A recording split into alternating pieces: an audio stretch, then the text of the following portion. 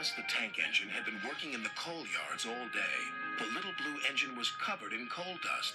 "We can't clean you up tonight, Thomas," said his driver. "There's a problem with the hose pipe." "Bother," said Thomas. "A bath would make me feel much better. The others are sure to say I look silly." But the engines were too busy arguing to notice Thomas. James was talking loudest of all. "I deserve a new coat of paint. Sir Topham Hatt says I'm the pride of the line, and—" "Rubbish," huffed Henry. "We're all the pride of the line." "It's been like this all day," confided Percy to Thomas. "James is getting a new coat of paint and won't stop boasting about it." "Why, James? I'm the one who needs a new coat. Look at me." "I'd rather not," retorted James. "You're not a pleasant sight, and wouldn't understand the needs of a really important engine." Thomas was fuming. Next morning, as James was being repainted, Henry had an accident. "If you can't push cars properly, Henry, why not talk to a tree instead? You know how much you like the forest." "As a matter of fact, Bossy Boiler, Sir Topham Hatt is inspecting the island for trees that are too close to the line. He's worried they might cause trouble." "Pah!" laughed James. "If I came upon a tree, I'd just push it aside." "Really?" Henry replied. Soon James was showing off his paintwork. "Make way for an important engine." "You wouldn't feel important if one of those trees crashed on you. You'd feel hurt," reproached Percy. "Rubbish! It wouldn't dare." "You should be careful, James. Trees can be just as powerful as engines," advised Terence. "Oh, please." "Now, excuse me, Sir Topham Hatt needs me to pull the express." And he huffed away.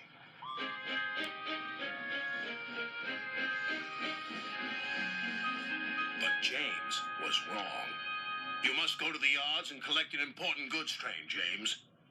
It's heavy, so be careful," said Sir Topham Hatt. "But, sir, I've just been repainted. Can't Thomas or Percy do it? They're dirty and like working with freight cars." "Really useful engines don't argue." So James didn't. By the time he arrived at the yards, the weather had changed for the worse. "Your color's nice, James. Pity about your face, though," said a freight car. James ignored them and set off.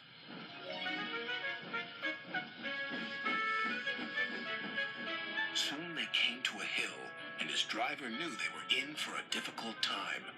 An old tree close to the track was being blown by the strong winds, and the rain had weakened the slope. All of a sudden, the tree moved.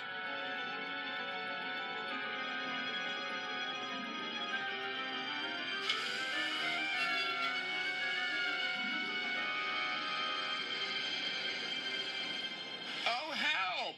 cried James. "Go away!" But of course, the tree couldn't. James tried to reverse away from the tree, but his train was too heavy. Then he heard a whistle.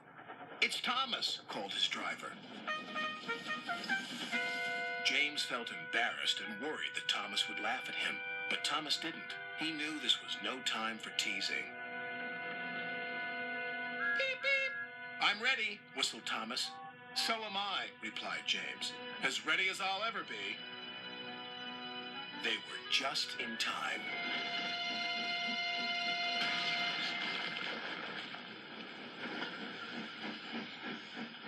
Later, James spoke to Thomas. "Percy and Terence were so right to warn me.